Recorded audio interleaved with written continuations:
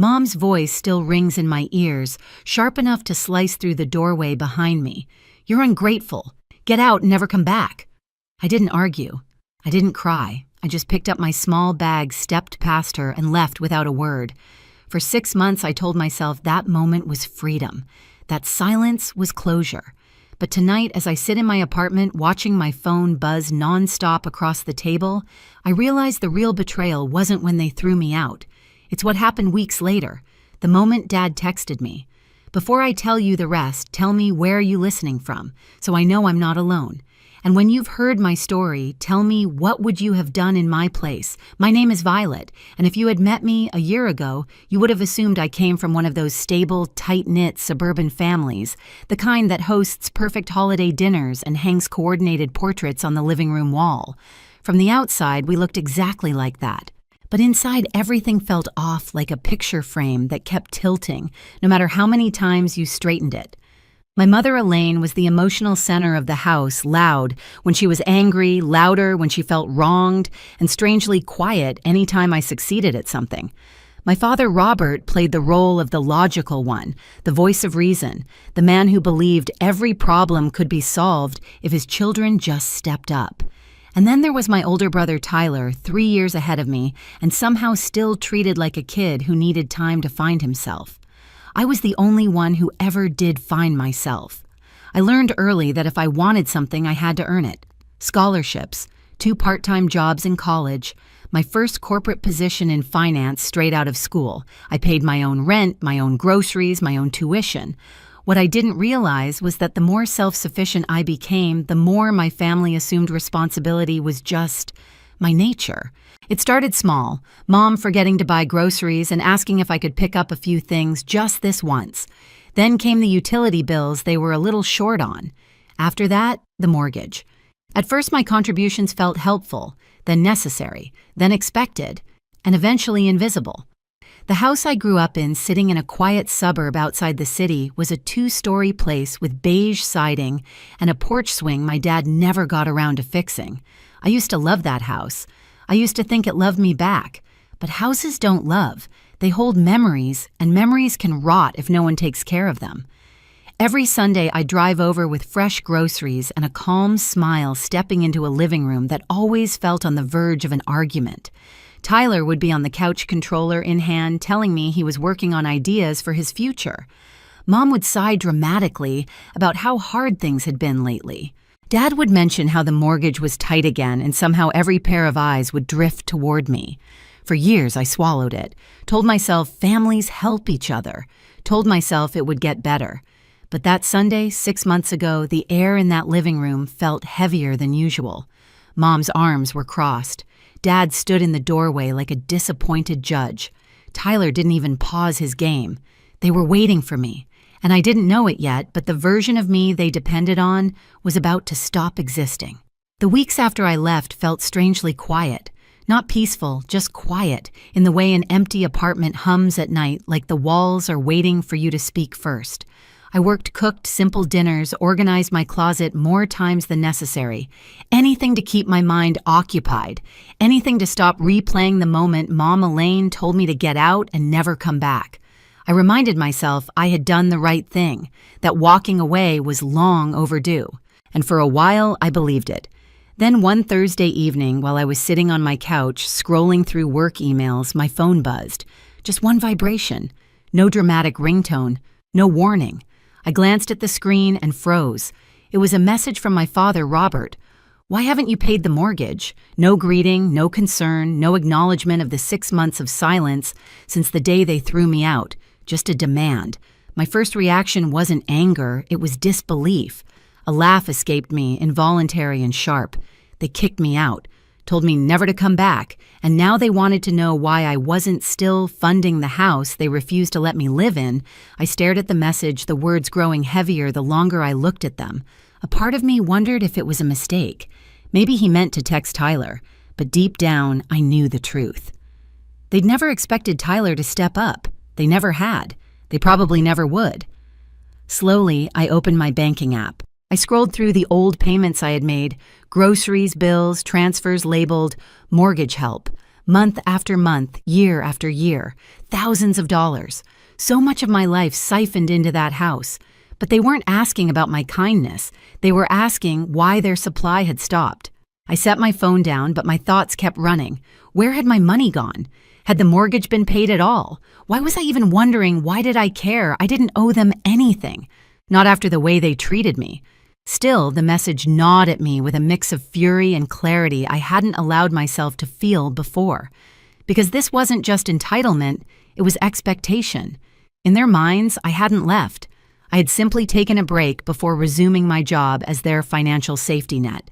My phone buzzed again, another message from Dad. This time, I didn't open it. I grabbed my jacket and went for a walk, letting the cold evening air bite at my skin. With each step, my anger sharpened into something cleaner, steadier.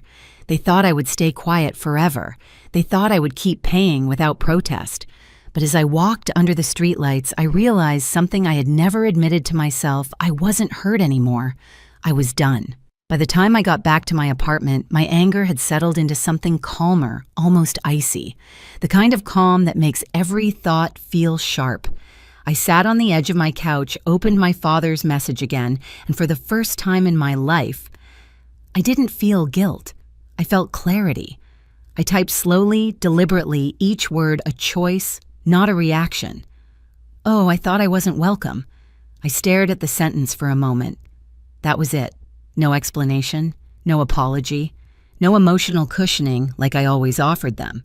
It was the truth, clean and stripped bare. I hit send. The message delivered instantly, and for several heartbeats, nothing happened. No calls, no follow-up texts, just silence. It was almost poetic. I set the phone face down and walked to the kitchen, letting my fingertips rest on the cool countertop. The apartment around me felt different, like I had rearranged the air. 6 months ago, I left their house without a word. Tonight, I finally said the one thing that should have been said years ago. As the quiet stretched on, memories came back, not in a soft, nostalgic way, but in the way old bruises throb when pressed. Mom Elaine telling me as a teenager that girls should know how to support their family. Dad Robert calling me the reliable one, which I later learned was code for the one we can drain. Tyler sighing dramatically whenever I asked him to help with anything, then being comforted by Mom for his stress. Me at 22 working 2 jobs while they told me I should be grateful for the roof over my head. The pattern had always been there. I just hadn't wanted to see it. My phone buzzed once. I ignored it. A second time. I still ignored it. A third. I walked back to the couch and flipped the phone over. 3 messages from Dad. 1 from Mom. 2 from Tyler. None of them opened. Not yet. Instead, I pulled up my old payment history again, months of transfers labeled simply mortgage bills, groceries, each one a snapshot of how hard I tried to hold that family together. Why had I worked myself to exhaustion while Tyler lounged in the living room? Why had I thought love meant paying every overdue bill? Why had I convinced myself that being the good daughter meant being the responsible daughter? Because that's what they trained me to believe. My phone buzzed again, this time a call. Mom. I let it ring. Her voice, that shrill panic I knew was coming, no longer had the power to control my breathing. I sat down, folded my hands, and whispered to myself, not anymore. Tonight wasn't about revenge. It was about boundaries. And the moment I finally decided to answer them back, the moment I stopped being their silent provider, everything they built on top of me began to crack. The moment I whispered, not anymore, the universe must have heard me because my phone lit up like a fire alarm. The screen flashed so fast it blurred. Calls, texts, voicemails, all layered on top of each other until it looked like my phone was struggling to breathe. This was the moment in the thumbnail. This was when my phone blew up. I picked it up slowly, almost curious which version of my family would show up. First, the angry one, the desperate one, or the one that pretended to be calm until you said something they didn't like. Dad's name appeared first, then Mom's, then Tyler's, all in rapid succession. I let them ring. I wanted to hear their voices without actually hearing them, if that makes sense. The muffled vibration, the frantic insistence, it told me everything I needed to know. They weren't worried about me. They weren't even worried about losing me. They were worried about losing the mortgage payment. Eventually I answered. Not because I wanted to, but because I needed to see the truth uncovered fully, painfully, and in their own words. I slid my thumb across the screen.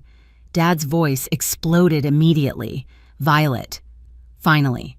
Why didn't you answer? Do you understand how serious this is? No, I said calmly, but I'm sure you're about to tell me. He took a breath, trying to reel himself back into that falsely rational tone he used whenever he thought he could still control the situation. We're behind on the mortgage.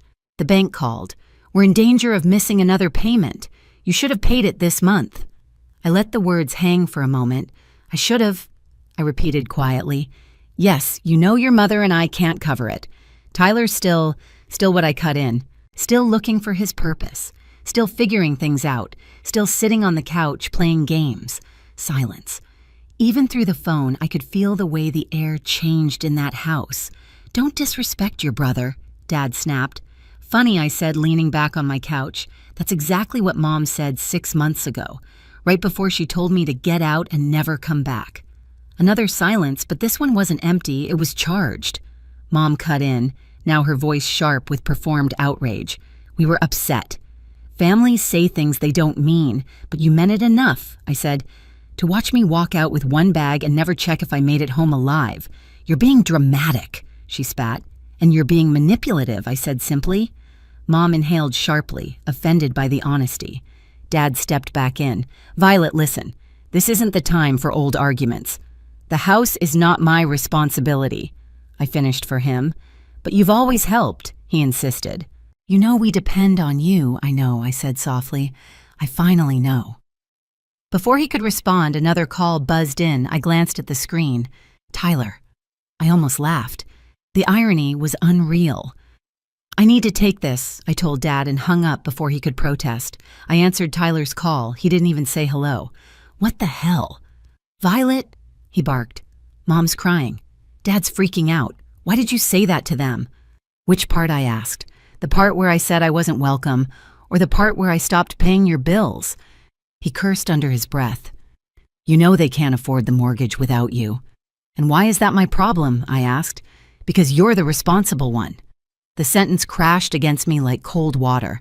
There it was, the script they'd handed me my entire life. The role I never auditioned for but somehow played flawlessly. And you're what, Tyler? I asked, keeping my voice calm. The delicate one. The fragile genius, the man-child who needs protecting. He went silent, but I didn't stop. I left that house 6 months ago, and none of you, not one thought to apologize. But the minute your finances fall apart suddenly, I'm worth calling again. That's not fair, he muttered. 8 months, I said. The mortgage hasn't been fully paid in 8 months. How do you even know that he demanded? Because I said, letting each word land, I called the bank. He exhaled hard, the sound of someone caught without a lie prepared. So I continued. I'll ask you plainly, what did you all do with the money I sent? Why does that matter? He snapped. The point, I said sharply, is that you lied. All of you. For nearly a year. And the second I stopped paying, the whole house fell apart. He had no comeback. I hung up. I wasn't finished. I dialed the bank again, more for confirmation than answers. The representative spoke in a steady, neutral tone, explaining that partial payments had been submitted here and there, but not enough to satisfy the monthly requirements. 8 months of inconsistency. 8 months of deception. When I ended the call, another stream of messages from Mom flooded in. How could you do this to us? We raised you. You owe your family. You're tearing us apart. I breathed slowly, letting her words pass through me without sticking. Then I called them back, putting the phone on speaker. Mom answered mid-sob. Violet, please, no, I said, voice low and steady. Now you're going to listen. They fell silent. For years, I paid the bills, the groceries, the mortgage. I covered everything while Tyler did nothing, and you both acted like it was normal, expected. Dad tried to interject. We were struggling. You were doing well. I was drowning, I snapped. You just didn't look closely enough to see it. Mom sniffed loudly. You're being cruel. No, I said. Cruel as throwing your daughter out and then expecting her to keep paying for the roof over your heads. Neither of them spoke. You said I wasn't welcome. I took you at your word, I continued, and now you want my money, but not me. I'm done. Mom's voice came back in a frantic whisper. "If you don't help us, we could lose the house. That's between you and the bank," I said. "Not me." Dad's voice rose, the last attempt at control. "You're abandoning your family." "No," I said quietly. "You abandoned me when you chose convenience over your own child." There was a long, trembling pause. And then the final blow, clean, precise, irreversible. "I won't pay another dollar. Handle your own mess." Before they could respond, I ended the call. The phone buzzed again, instantly. Then again, and again. But I placed it face down on the table and walked away. For the first time in my life, their chaos stayed on the other side of the line. The silence that followed was nothing like the silence I'd lived with for years, the heavy, suffocating kind where everyone expected me to fix the unspoken crisis. This silence felt clean, like fresh air after a long storm. For the next few days, my phone kept buzzing off and on, but never with the same frantic intensity as that first night. The calls shifted from outrage to pleading to guilt-laced monologues I didn't bother opening. I didn't need to. I already knew every script they would use, every emotional hook, every threat wrapped in disappointment, and none of them worked anymore. I went to work, made myself coffee, took long walks through the city blocks near my apartment. Simple things, quiet things, things that belonged only to me. And it struck me how rare this feeling was, this sense that my life was finally mine. Meanwhile, the consequences they had tried to dump onto my shoulders finally landed where they belonged. The bank continued reaching out to my parents directly. Tyler stopped calling altogether, maybe out of shame, maybe out of anger, maybe both. Dad sent a few stiff messages about figuring things out. Mom sent paragraphs that swung wildly between apologies and accusations. But I didn't reply. Not out of cruelty, out of necessity. Because if I stepped back into that role, if I paid even one bill, I knew exactly what would happen. The cycle would reset. The burden would shift back onto me. And nothing would change. So I didn't step back. I stayed in my quiet apartment, breathing easier than I had in years, realizing something I should have known a long time ago. Letting people face the consequences of their choices isn't betrayal. Sometimes it's the only way anyone ever grows. A few weeks later, I sat by my apartment window, watching the city lights flicker against the glass. For the first time in a long time, I didn't feel tense, didn't feel responsible for anyone else's emergencies, didn't feel like a disappointment waiting to happen. I felt free. Not because everything was perfect, but because everything was finally honest. My parents could no longer pretend I was their built-in solution. Tyler could no longer pretend I was the reason his life stayed stuck. And I could no longer pretend that love meant sacrificing myself until there was nothing left. Walking away wasn't abandonment. It was self-respect. And if you've ever been the one holding a family together while quietly falling apart, you know exactly how heavy that role can be and how liberating it feels the moment you finally put it down. If any part of my story sounds like yours, tell me where you're listening from. Share your experience in the comments so someone out there knows they're not alone. And if you want more stories like this, stories about boundaries, justice, and taking your life back, hit subscribe. There's more to come.